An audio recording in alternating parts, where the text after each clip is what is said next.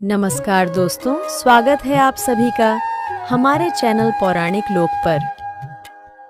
शुक्रवार का व्रत उठाएं, संतोषी माता की शरण में आएं। गुड़ और चने का भोग लगाएं, जीवन में सदा ही सुख पाएं।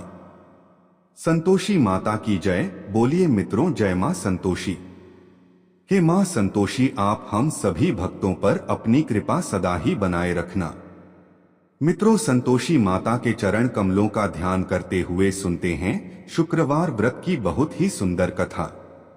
प्राचीन समय की बात है, एक गांव में एक बुढ़िया रहा करती थी। उस बुढ़िया के 7 पुत्र थे, 6 कमाने वाले थे और एक पुत्र कमाता नहीं था। उसके 7 बेटों की शादी हो चुकी थी और सबसे छोटे वाले बेटे की शादी एक अति गुणवान और सुशील कन्या के साथ संपन्न हुई थी। बुढ़िया अपने 6 बहुओं बेटों को बहुत प्यार करती थी, लेकिन अपने 7वें पुत्र का विवाह होने के बाद अपनी सबसे छोटी बहू से घर के सारे काम करवाती और उसे ठीक से खाना भी नहीं देती थी। यह सब बुढ़िया का 7वां बेटा देखता पर अपनी माँ से कुछ भी नहीं कह पाता था, जिस कारण उसकी बहू दिन भर काम में लगी रहती थी। वो उपले थापती, रोटी रसोई करती, बर्तन साफ करती, कपड़े धोती और इसी में उसका सारा समय बीत जाता था। बुढ़िया भी अपने 6 बेटों की रसोई बनाती और उन्हें अच्छा भोजन कराती और पीछे से जो कुछ जूठन बचता सो 7वें बेटे को उठाकर दे देती थी। बुढ़िया का 7वां बेटा बड़ा ही भोला भाला था। वो अपने मन में किसी भी प्रकार का कोई गलत विचार नहीं करता था। एक दिन वो लड़का अपनी बहू से बोला, देखो प्रिय, मेरी माता का मुझ पर कितना प्यार है।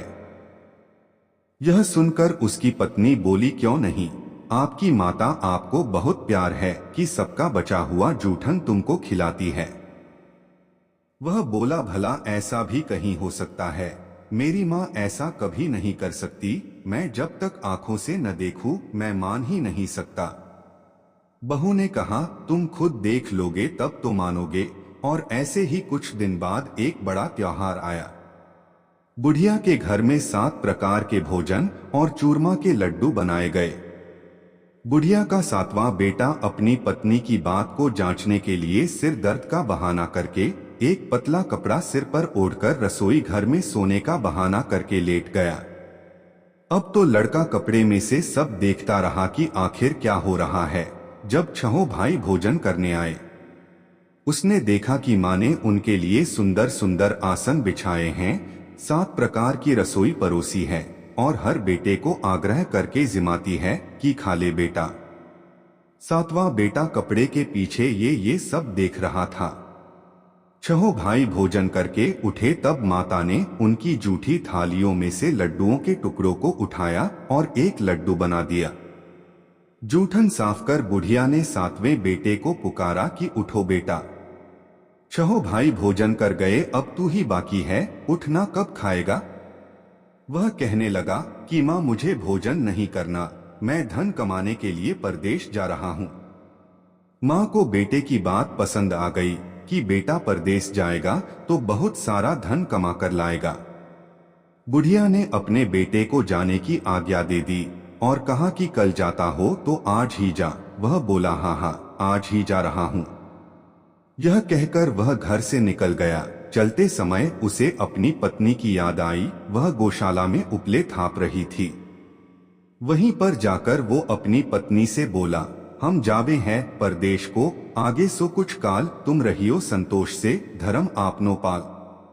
वह बोली, जाओ पिया आनंद से, हमरु सोच हटाए, राम भरोसे हम रहें, ईश्वर तुम्हें सहाय। पत्नी बोली, दे निशानी आपनी, देख धरू मैं धीर, सुधी हमरी मति बिसारियो, रखियो मन गंभीर। वो बोला कि मेरे पास तुम्हें देने के लिए तो कुछ भी नहीं है, बस यह एक अंगूठी है, सो ले लो और अपनी कुछ निशानी मुझे भी दे दो। वह बोली, मेरे पास आपको देने के लिए क्या है? इतना कहकर वह पति के चरणों में गिरकर रोने लगी। इससे पति के जूतों पर गोबर से सने हाथों से छाप बन गई। वह घर से चल दिया और कई दिनों तक चलता रहा और चलते चलते वो एक दूर देश में जा पहुंचा। वहां पर एक बड़े साहूकार की दुकान थी। वहां जाकर वो कहने लगा, सेठ जी मुझे धन की बहुत आवश्यकता है, मुझे आप नौकरी पर रख लो। साहूकार को भी काम के लिए एक व्यक्ति की जरूरत थी, तो वह बोला कि ठीक है रह जा। लड़के ने पूछा कि साहूकार जी वेतन क्या दोगे? साहूकार ने कहा तुम्हारा काम देखकर दाम मिलेंगे, और ऐसा कहकर उसको साहूकार के यहाँ नौकरी मिल गई। वह रोज सवेरे 7 बजे से रात तक सेठ के पास नौकरी करने लगा। कुछ ही दिनों में वो लड़का दुकान का सारा लेन देन, हिसाब किताब, ग्राहकों को माल बेचना, सारा काम करने लगा। साहूकार के 7 से 8 नौकर थे। वे सब चक्कर खाने लगे कि यह तो बहुत होशियार बन गया है। सेठ ने भी लड़के का काम देखा और 3 महीने में ही उसे आधे मुनाफे का साझीदार बना लिया। इसी प्रकार से समय बीता और वह लड़का 12 वर्ष में ही नामी सेठ बन गया। अब तो मालिक सारा कारोबार उस पर छोड़कर बाहर चला गया। संतोषी माता व्रत कथा के अनुसार अब बहू पर क्या क्या बीत रही है, सो आप सुनो। बेटे के जाने के बाद सास अपनी बहू को बहुत दुख देने लगी। सास सारी गृहस्थी का काम करवाकर बहू को लकड़ी लेने जंगल में भेज देती। इस बीच घर की रोटियों के आटे से जो भूसी निकलती उसकी रोटी बनाकर रख दी जाती और फूटे नारियल के खोपरे में पानी पीने के लिए दिया जाता, और इस तरह उस दुखियारी के दिन बीत रहे थे। पति के जाने बाद बहू पर सास के अत्याचार धीरे धीरे और ज्यादा बढ़ते चले गए। एक दिन बहू इस सब से दुखी होकर मंदिर चली गई। वहां उसने देखा कि बहुत सी स्त्रियां कोई पूजा कर रही थीं। उसने स्त्रियों से उस व्रत के बारे में जानकारी ली तो वे बोली कि हम संतोषी माता का व्रत कर रही हैं। इससे जीवन के सभी प्रकार के कष्टों का नाश होता है और जीवन में सुख समृद्धि आती है। निपुत्र को पुत्र मिलता है, प्रीतम बाहर गया हो तो जल्दी अपने घर को आता है। कुंवारी कन्या को मनपसंद वर मिलता है, सब तरह की सुख शांति प्राप्त होती है और जो कुछ मन में कामना हो वे सब इस संतोषी माता की कृपा से पूरी हो जाती है। उन स्त्रियों ने उसे बताया कि शुक्रवार को नहा धोकर एक लोटे में शुद्ध जल ले गुड़ चने का प्रसाद बना लेना तथा सच्चे मन से माँ का पूजन करना। हर शुक्रवार को निराहार रह संतोषी माँ की कथा कहना सुनना। इसके बीच व्रत का क्रम टूटे नहीं, सो लगातार इस नियम का पालन करना। साथ में कथा सुनने वाला कोई न मिले तो घी का दीपक जलाकर उसके आगे जल के पात्र को रखकर कथा कहना। जब तक कार्य सिद्ध न हो नियम पालन करना और कार्य सिद्ध हो जाने पर ही व्रत का उद्यापन करना। 3 मास में माता व्रत का फल पूरा करती है। यदि किसी के खोटे ग्रह हो तो भी माता 1 वर्ष में अवश्य कार्य को सिद्ध करती हैं। इसलिए कार्य सिद्ध होने पर ही उद्यापन करना चाहिए, बीच में नहीं। उद्यापन में 2.5 सेर आटे का खाजा तथा इसी परिमाण से खीर तथा चने का साग तैयार करना। 8 लड़कों को भोजन कराना। जहां तक मिले देवर जेठ भाई बंधु कुटुंब के लड़के लेना, न मिले तो रिश्तेदारों और पड़ोसियों के लड़के बुलाना, उन्हें भोजन कराना, यथाशक्ति दक्षिणा देना और माता का व्रत पूरा करना। इस दिन खटाई भूल कर भी मत खाना और न ही किसी को खाने को देना और दिन में 1 वक्त भोजन करना। उन महिलाओं से व्रत का सारा विधान सुनकर अब तो बहू हर शुक्रवार को पूरी सच्ची श्रद्धा से संतोषी माता का व्रत करने लगी। संतोषी माता की कृपा से कुछ ही दिनों के बाद उसे अपने पति का पत्र मिला, साथ ही पति के भेजे हुए पैसे भी आ गए। यह सब देखकर जेठानी मुंह सिकोड़ने लगी और बोली, इतने दिनों में पैसा आया, इसमें क्या बड़ाई है। लड़के ताने देने लगे, काकी के पास अब पत्र आने लगे, रुपया आने लगा, अब तो काकी की खातिर बढ़ेगी, अब तो काकी बुलाने से भी नहीं बोलेगी। बेचारी सरलता से कहती, भैया पत्र आवे रुपया आवे तो हम सबके लिए अच्छा है। ऐसा कहकर आंखों में आंसू भरकर संतोषी माता के मंदिर में आकर मातेश्वरी के चरणों में गिरकर रोने लगी और बोली कि माँ, मैंने तुमसे पैसा नहीं मांगा, मुझे पैसे से क्या काम है, मुझे तो अपने सुहाग से काम है। मैं तो अपने स्वामी के दर्शन और सेवा मांगती हूँ। तब माता ने प्रसन्न होकर कहा, जा बेटी, तेरा स्वामी बहुत जल्दी तेरे पास आएगा। यह सुनकर वह खुशी से बावली हो गई और घर में जा काम करने लगी। अब संतोषी माँ विचार करने लगी कि इस भोली भाली पुत्री से मैंने कह तो दिया तेरा पति आएगा, पर कहां से? वह तो स्वप्न में भी इसे याद नहीं करता, उसे याद दिलाने मुझे जाना पड़ेगा। इस तरह माता बुढ़िया के बेटे के पास स्वप्न में प्रकट होकर कहने लगी, साहूकार के बेटे, सोता है या जागता है? वह बोला, माता सोता भी नहीं हूँ, जागता भी नहीं हूँ, बीच में ही हूँ, कहो क्या आज्ञा है? माँ कहने लगी, तेरा घर बार कुछ है या नहीं? वह बोला, मेरा सब कुछ है माता, माँ बाप, भाई बहन, बहू, क्या कमी है? माँ बोली, पुत्र, तेरी स्त्री घोर कष्ट उठा रही है, माँ बाप उसे दुख दे रहे हैं, वह तेरे लिए तरस रही है, तू उसकी सुधि ले। वह बोला, हाँ माता, यह तो मुझे मालूम है, परंतु मैं जाऊं तो जाऊं कैसे? परदेश की बात है, लेन देन का कोई हिसाब नहीं, कोई जाने का रास्ता नजर नहीं आता, मैं कैसे चला जाऊं? माँ कहने लगी, मेरी बात मान, सवेरे नहा धोकर संतोषी माता का नाम ले और एक घी का दीपक जला। दंडवत होकर दुकान पर जाकर बैठना, देखते ही देखते तेरा लेन देन सब चुकता हो जाएगा, जमा माल बिक जाएगा, सांझ होते होते धन का ढेर लग जाएगा। जब सवेरे उठकर उसने लोगों से अपने सपने की बात कही तो वे सब उसकी बात अनसुनी कर खिल्ली उड़ाने लगे कि कहीं सपने भी सच होते हैं। पर एक बूढ़ा बोला, देख भाई, मेरी बात मान, इस प्रकार साच झूठ करने के बदले देवता ने जैसा कहा है वैसा ही करने में तेरा क्या जाता है? वह बूढ़े की बात मान स्नान कर संतोषी माँ को दंडवत कर घी का दीपक जला, दुकान पर जा बैठा। थोड़ी देर में वह क्या देखता है कि देने वाले रुपया लाए, लेने वाले हिसाब लेने लगे, कोठे से भरे सामानों के खरीदार नकद दाम में सौदा करने लगे। शाम तक धन का ढेर लग गया। माता का चमत्कार देख प्रसन्न होकर मन में माता का नाम लेकर अपने घर ले जाने के लिए गहना कपड़ा खरीदने लगा और वहां के काम से निपटकर वह घर को रवाना हुआ। वह बहू बेचारी जंगल में लकड़ी लेने जाती है, लौटते वक्त माँ के मंदिर पर विश्राम करती है। वह तो उसका रोजाना रुकने का स्थान था।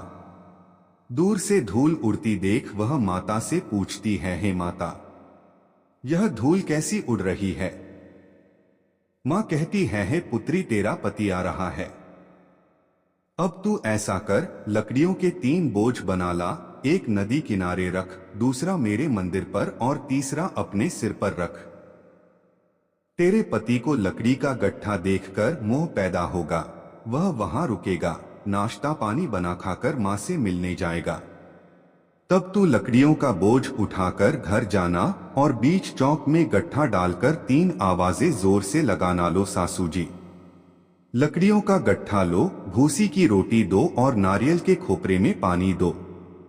आज कौन मेहमान आया है? माता की बात सुन बहू बहुत अच्छा माता कहकर प्रसन्न होकर लकड़ियों के 3 गड्ढे ले आई। एक नदी तट पर, एक माता के मंदिर पर रखा और एक सिर पर रखा। इतने में ही वहां एक मुसाफिर आ पहुंचा।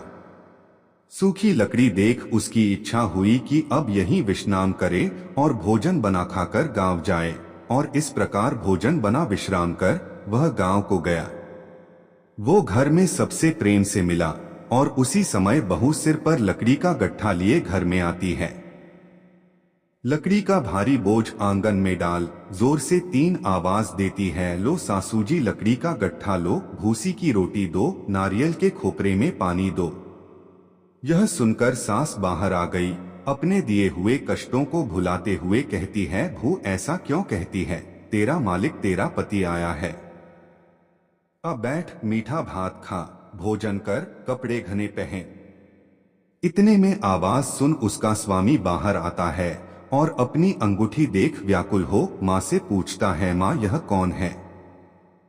माँ कहती है, बेटा यह तेरी बहू है, आज 12 वर्ष हो गए तू जब से गया है, तब से सारे गांव में जानवर की तरह भटकती फिरती है, कामकाज घर का कुछ करती नहीं, 4 समय आकर खा जाती है। अब तुझे देखकर भूसी की रोटी और नारियल के खोपरे में पानी मांगती है।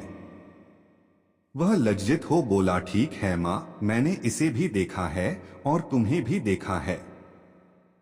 अब मुझे दूसरे घर की चाबी दो तो उसमें ही रहूंगा। तब माँ बोली, ठीक है बेटा, तेरी जैसी मर्जी। इतना कहकर चाबी का गुच्छा पटक दिया। उसने चाबी लेकर दूसरे कमरे में जो तीसरी मंजिल के ऊपर था खोलकर सारा सामान जमाया और एक दिन में ही वहां राजा के महल जैसा ठाट बाट बन गया।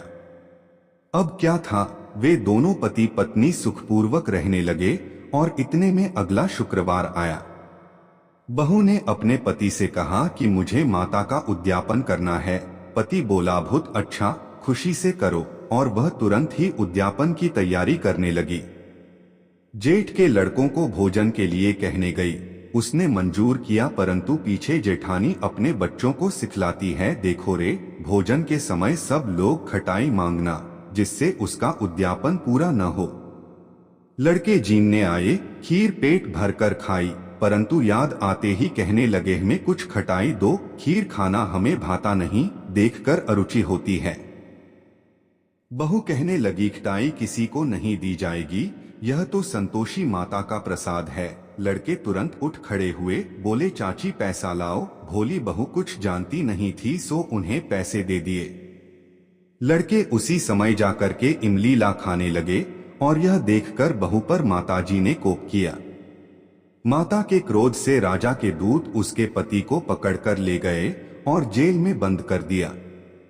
इस सब से जेठ जेठानी बहू को खोटे वचन कहने लगे कि लूट लूट कर धन इकट्ठा करके लाया था, सो राजा के दूत पकड़कर ले गए चोर को। अब सब मालूम पड़ जाएगा, जब जेल की हवा खाएगा तो।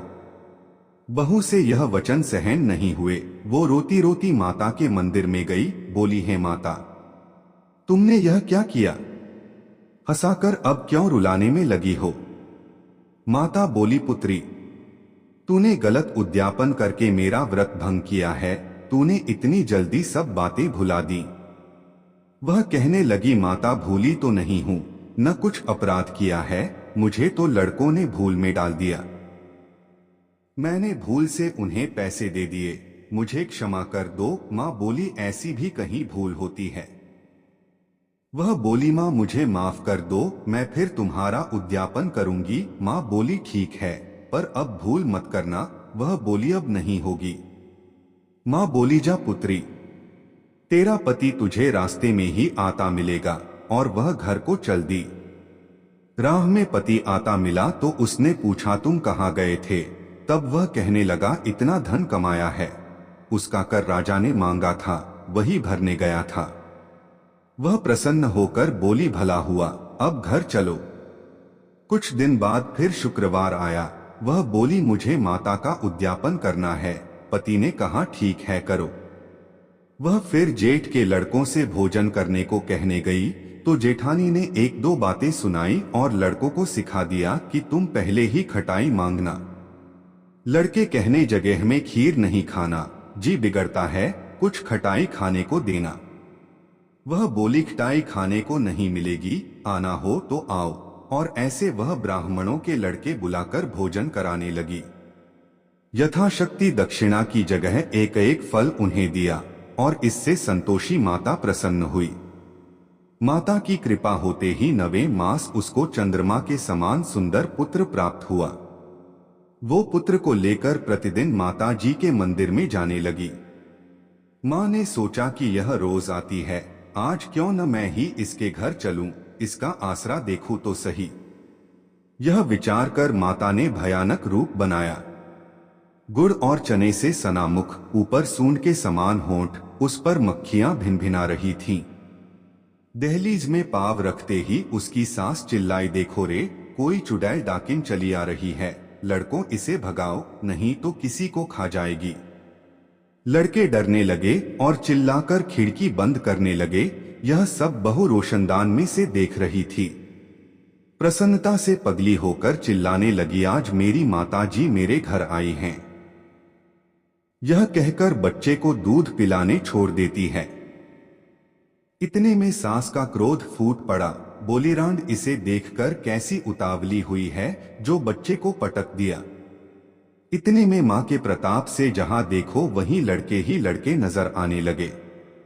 वह बोली, मां जी, मैं जिनका व्रत करती हूँ यह वही संतोषी माता हैं। इतना कह झट से सारे घर के किवाड़ खोल देती है। सबने माता के चरण पकड़ लिए और विनती कर कहने लगे हैं, माता, हम मूर्ख हैं, हम अज्ञानी हैं, पापी हैं। तुम्हारे व्रत की विधि हम नहीं जानते। तुम्हारा व्रत भंग कर हमने बहुत बड़ा अपराध किया है। हे माता, आप हमारा अपराध क्षमा करो। इस प्रकार माता प्रसन्न हुई और सभी को आशीर्वाद दिया। माता, आपने बहू को जैसा फल दिया वैसा सबको देना। जो भी भक्त माता की यह कथा पढ़े उसका हर मनोरथ पूर्ण हो। तो बोलिए प्रेम से संतोषी माता की जय।